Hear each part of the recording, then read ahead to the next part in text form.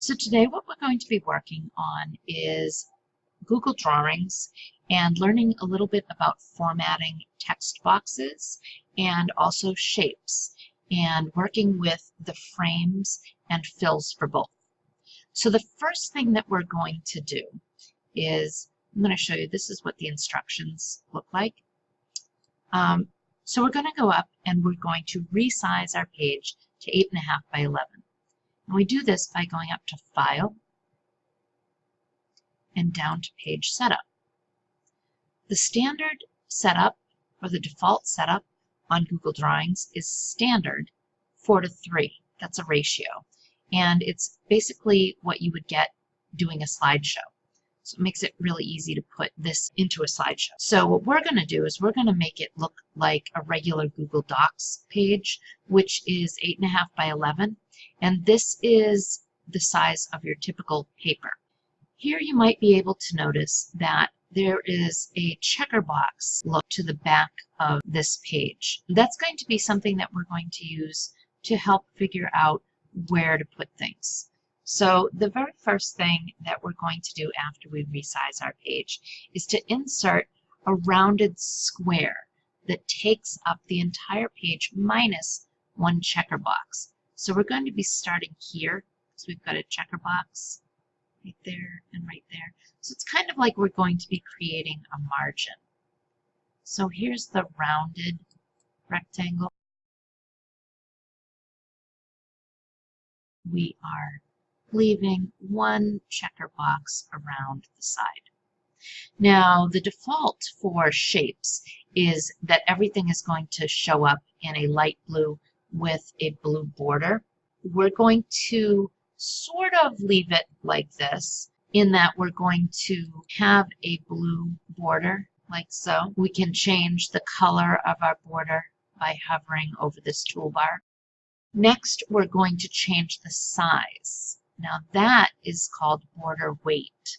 So we're going to change the size to 8 pixels, px. And that's a size that's typically used with photography and computer art. So now we've got our dark blue 8 pixel line. But we're going to make it a little bit fancier by going up to our formatting drop down. And if you go almost all the way down, you'll see that we have borders and lines. Now this is going to work for both our shapes and also for our text boxes. So we're going to be using this a couple of different times today. The next thing we want to do for our shape outline is to make it triple.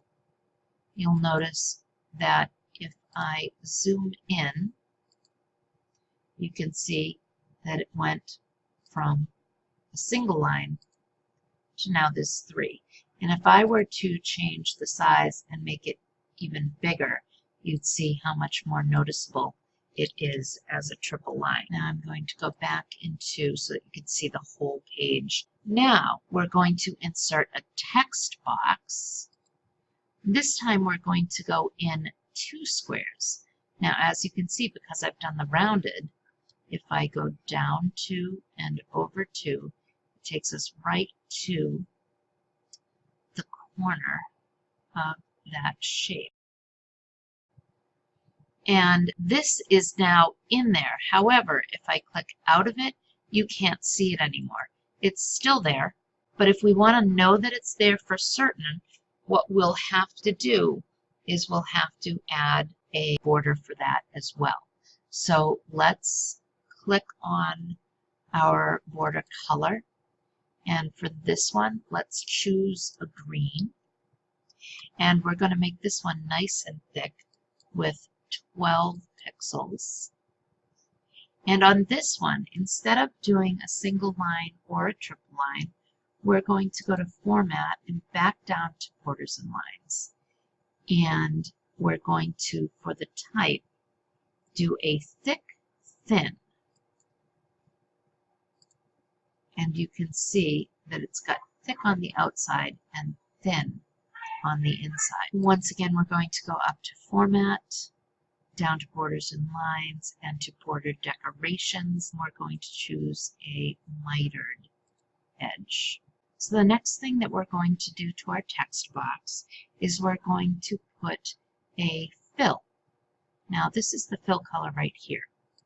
And when you click on it, you'll see you can do transparent, and if you want it to not have a background at all, that's what you would do.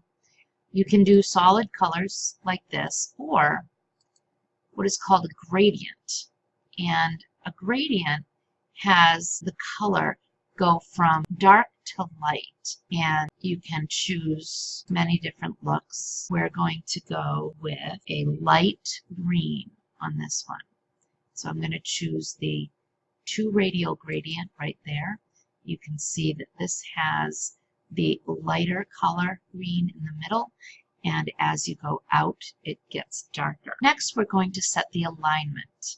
Alignment is where your text falls within your text box. There are 2 types of alignment that you can work with, horizontal or vertical.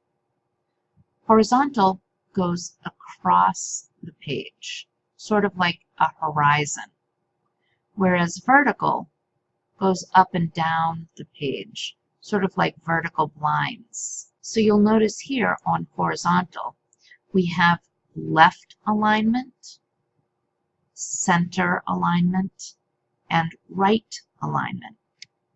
In left alignment, the text lines up on the left side of the text box. On center alignment, if you were to draw a line through the center, the text would be even out in both directions. And in right alignment, you'll notice that everything is lined up on the right side of the text box. In vertical alignment, we have top aligned, center aligned, and bottom aligned. The center aligned can get kind of confusing because there are 2 centers. You've got the horizontal and the vertical. So here we can see the difference. Vertically aligned to the top, all of the text will start at the top of your text box. In center aligned vertical text, if you were to draw a line across the center from one side to the other, you would have equal amounts of text on either side of the line. And lastly, we have bottom aligned text, where everything is lined up on the bottom. And as you type, it will move up towards the top. So on our project, we're going to set the text to both vertically and horizontally centered. And you can do that by going to your toolbar. And you'll notice that what normally you'll see in Google Docs or in Word is the alignment tool.